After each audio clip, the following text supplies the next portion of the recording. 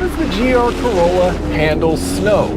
How do the 24 and 25 model years compare? And now that the GR Corolla offers an automatic transmission, how does the automatic fare against the manual? Hello everyone, and welcome. That will be the focus of this video. And since we're talking about snow driving, I thought I'd take my Corolla out to some nice snowy roads. So here we are, just like I planned. Actually, I put a lot of effort into trying to get this video filmed in the snow, and the weather will not cooperate. Regardless, I've spent plenty of time driving in the snow in this machine, so there's plenty to talk about. So when it comes to driving in the snow, there are three things that are really important. In order, starting with the most important, is tires. Matters more than anything else. Doesn't matter what vehicle you're in. If you're on terrible tires, you're not gonna have a good time in the snow. So tires are the most important. I am currently on Continental Viking Contact 7s. They are exceptional in winter driving. Love driving on these in the snow or ice. They're a great tire. Now, this video isn't sponsored. In fact, I purchased these tires last year. However, for 2025, Continental is the official tire of Engineering Explained, so we are going to be doing some cool videos together later this year. Okay, so first thing you need, good winter tires, check. Second thing is the drivetrain. So of course, all-wheel drive being better than front-wheel drive, being better than rear-wheel drive typically. Unless you have a really heavy rear weight bias, then rear-wheel drive tends to be the worst out of those three options. And then of course, the all-wheel drive system itself does matter, right? They're not all created equal. This one in the GR Corolla is very good. Part of why it's really good is that you're always sending torque to both axles. It's not reacting to what it feels. There is always, at minimum, at least 40% of the torque sent to that rear axle, and you can send as much as 70% to that rear axle. So you always have torque going to both axles. Great. On top of that, you then have to split that torque between the right and left wheels. Well, in both the front and the rear axles, we have Torsen limited slip differentials. So if one side has more grip, it gets more torque when it needs it. So exceptional all-wheel drive system here. You've pretty much always got a place to put power down. Really great for sliding around, having a good time in the snow. This thing is awesome to drive in slippery conditions. Okay, now after tires and after drivetrain, number 3 is ground clearance. And here's where we're a bit limited. Now for a sports car, this is at 5.3 inches. That's pretty decent. However, for driving in deep snow, there are going to be times where maybe that's not enough, especially if perhaps the road has deep ruts. If you're going off-road, if there's deep ruts, that kind of thing that you have to travel through, well, this is limited in ground clearance. Now, most driving conditions on roads in snow, you're going to be absolutely fine. However, it is just worth saying, hey, this doesn't have a ton of ground clearance. There are scenarios where I take my Maverick because, hey, the snow's really deep. Even though the Maverick has a worse all-wheel drive system. Ground clearance is one of those things where, if you don't need it, it doesn't really matter at all. If you do need it, it matters a whole bunch. Now, before we move on to the 24 versus 25 model year differences, I want to talk a little bit about torque split because there's some interesting math that you can do as it relates to the torque split this vehicle offers. So you can have either 60-40, 50-50, or 30-70 split front rear with this vehicle. Now, why does torque split matter?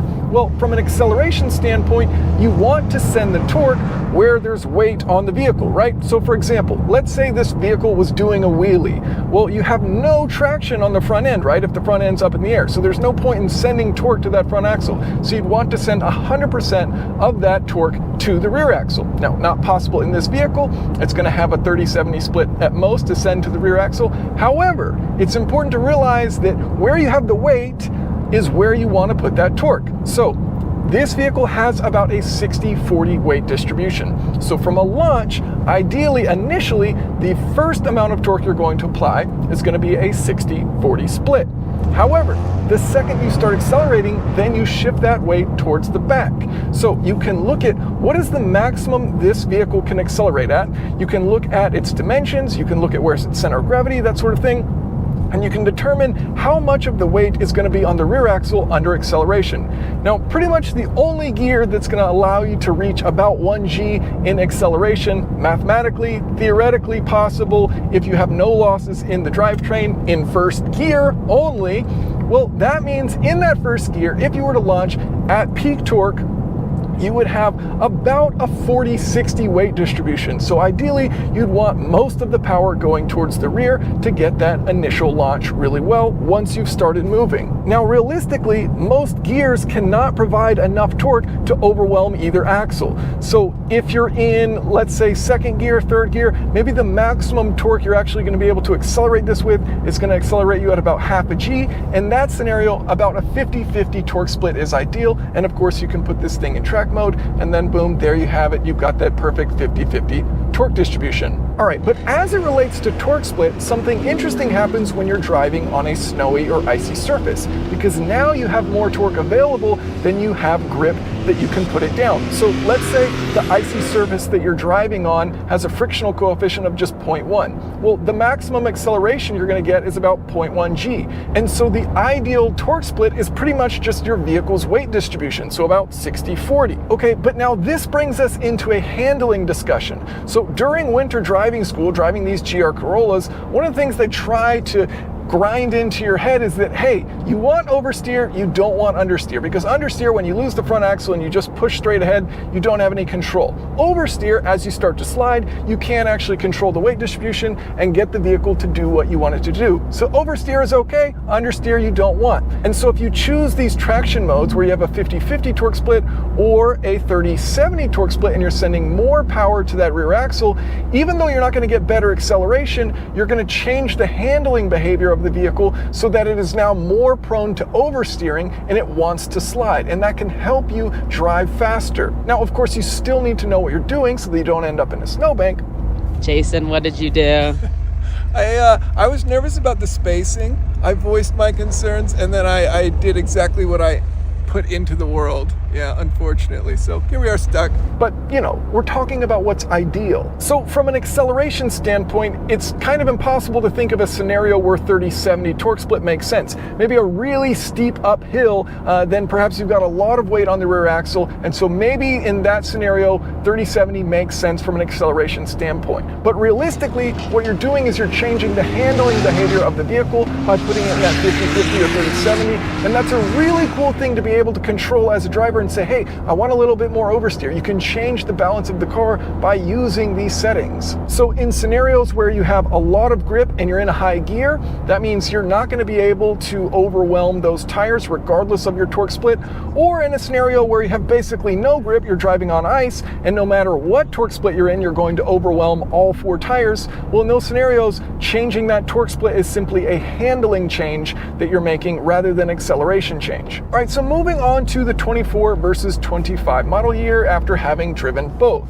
So one of the disappointing things, just as we were mentioning that 30-70 torque split, you can no longer select that as a set target for the torque split in the 25 model year. The new track mode varies it between 60-40 and 30-70, but you as a driver do not have the control over that. So in the maximum rear bias, you can set it to target at just individually is the 50-50 in the new gravel mode, versus that is now track mode in the 24, which is the 50-50. So they changed everything around to make it confusing between the two. A bummer that you can't target that higher torque split for that more, you know, oversteering natured driving behavior with the 30-70 torque split. That said, you do get more torque. So you get 295 pound-feet instead of 273, another 22 pound-feet of torque. So that is a nice welcome change to see. Same amount of power, but a better torque curve overall in the new model year. You also get a new front end and an optional additional cooler up front.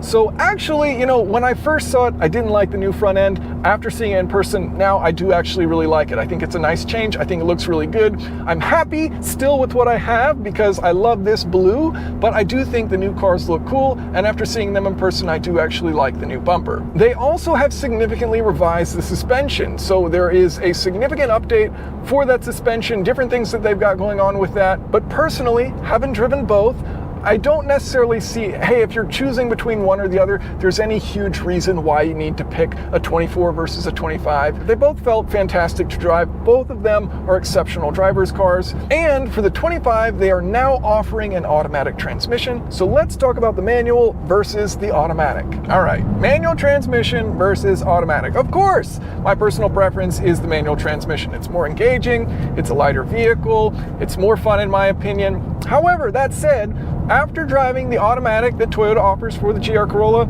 I was impressed. There are 3 reasons why I liked it.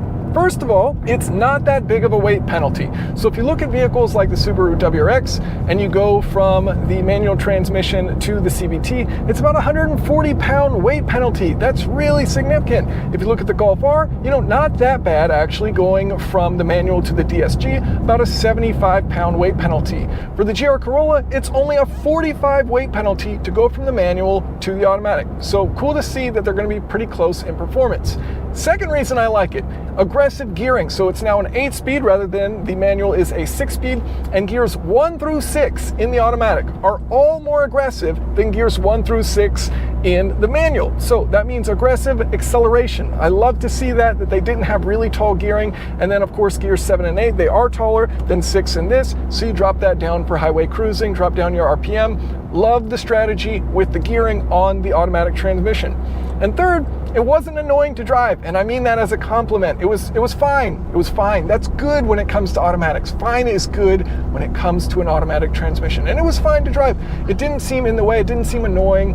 It was fine. And just as a comparison of why I say, okay, fine is good, like if you look at the previous generation WRX with the 2.0 liter, not the current WRX CVT is actually awesome. Previous generation 2.0 liter WRX with the CVT, it just ruined the driving experience. Everything about the vehicle was worse, and it was more expensive, and it's like, why would you want this? It makes everything worse. So here, it's not that big of a penalty in the Corolla switching from the manual to the automatic. You get a little bit more aggressive gearing. It's a little bit heavier, yeah, so acceleration's pretty much the same, but it's not a big penalty. So overall, thumbs up on the automatic transmission. Still prefer the manual. Now, that's not to say the automatic doesn't have its downsides, because yes, it's heavier, but also it gets worse fuel economy than the manual. What?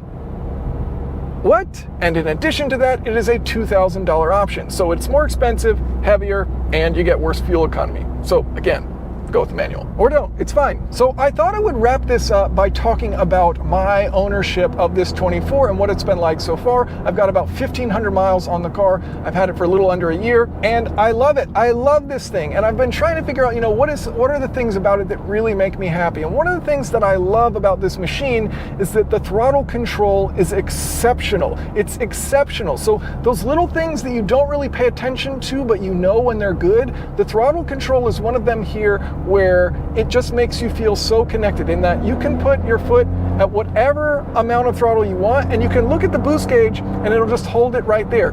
It's very precise in its throttle control, and that's rare for turbo engines, especially tiny turbo engines.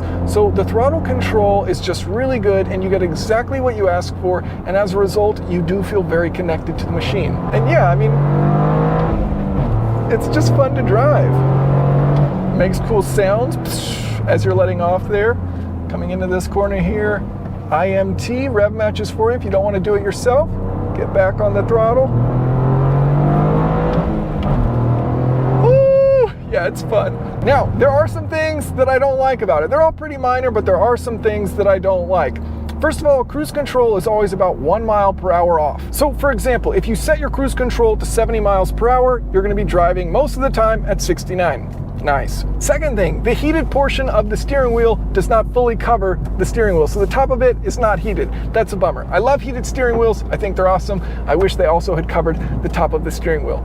Third thing, they have an awesome menu system here where you can choose what you want to look at, and I love that. However, tire pressure seems like something you might want to monitor, and you can set it within the menu. But when you turn the car off and then turn it back on, suddenly it changes that tire menu to a trip computer. And it's like, what? Why did you change that? Every single time you turn the vehicle on and off, it eliminates that tire pressure from being an option within the menu. Silly. And fourth, it has a wireless charger for your phone, but it is absolutely worthless. It will not charge your phone. You can put it in the perfect position, you can hold it there and see that it starts charging, and then 15 seconds later it stops. The wireless charger never works. It's useless. But honestly, my complaints are very minor. I have absolutely loved this machine. Whether you're driving on the snow, driving on roads, I've had so much fun with this thing. It's an exceptional driver's car. Really do love it. If you have any questions or comments, feel free to leave them below. Thanks for watching.